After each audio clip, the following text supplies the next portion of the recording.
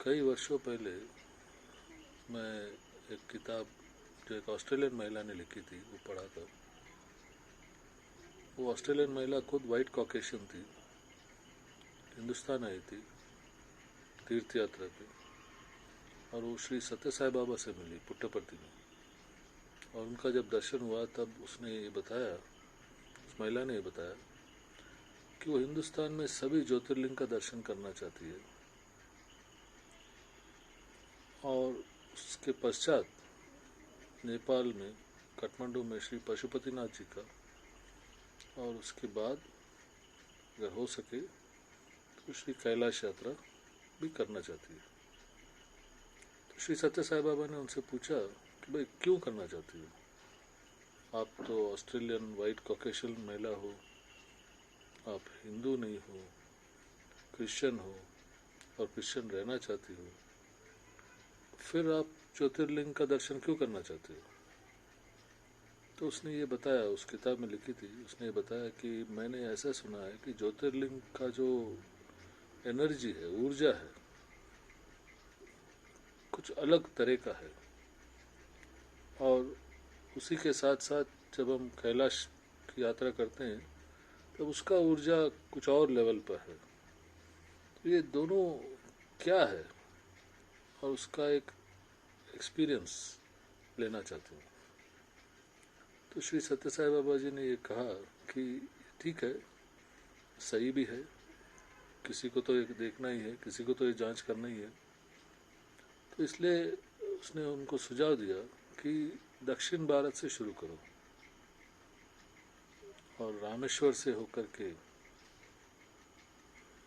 मल्लिकार्जुन ज्योतिर्लिंग का दर्शन करें श्रीशैलम में, वहाँ से होकर के भीमा शंकर का जुन्नर पुणे में, वहाँ से कृष्णेश्वर औरंगाबाद के पास, और वहाँ से होकर के त्र्यंबकेश्वर नासिक के पास करें। वहाँ से यहाँ चले जाएं ओमकारेश्वर ममलेश्वर, नर्मदा के करीब, नर्मदा के तट पर। वहाँ से उत्तर में महाकालेश्वर, श्री महाकालेश्वर जी उज्जैन में। वहाँ से आप चले जाएं सोमनाथ गुजरात, और आगे जाकर के द्वारका के पास नागेश्वर,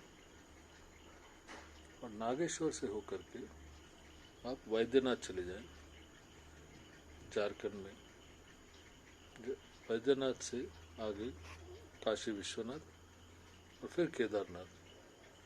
केदारनाथ का दर्शन होकर के आप पशुपतिनाथ जी के पास चले जाएं।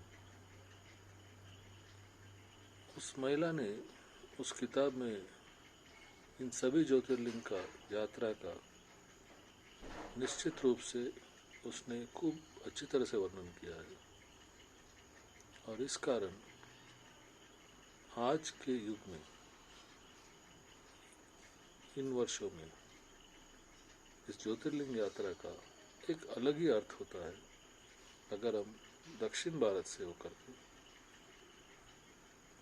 एक एक ज्योतिर्लिंग का दर्शन करते हुए हम उत्तर केदारनाथ तक चले जाएं, और उसके पश्चात पशुपतिनाथ से होकर के कैलाश यात्रा पे जाएं। याद रखें, केदारनाथ हिंदुस्तान का सबसे ऊंचा तीर्थ स्थान है, मगर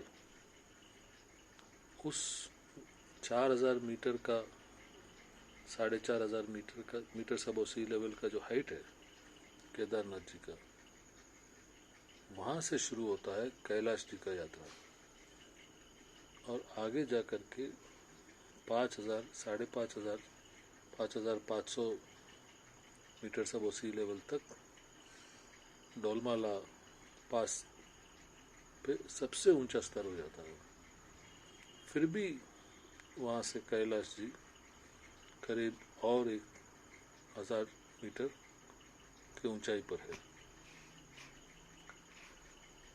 इस किताब में उसका वर्णन है कि इन सभी ज्योतिर्लिंग का जो ऊर्जा क्षेत्र है उस पर अलग अलग तरह से प्रभावित हुआ है। उस पर असर जो था रामेश्वर में अलग था, मल्लिकार्जुन में अलग था, और इस कारण हम सभी शिव भक्तों को, हम सभी भक्तों को ज्योतिर्लिंग का यात्रा जो है करना ज़रूरी है और इसका अनुभव खुद लेना ज़रूरी है।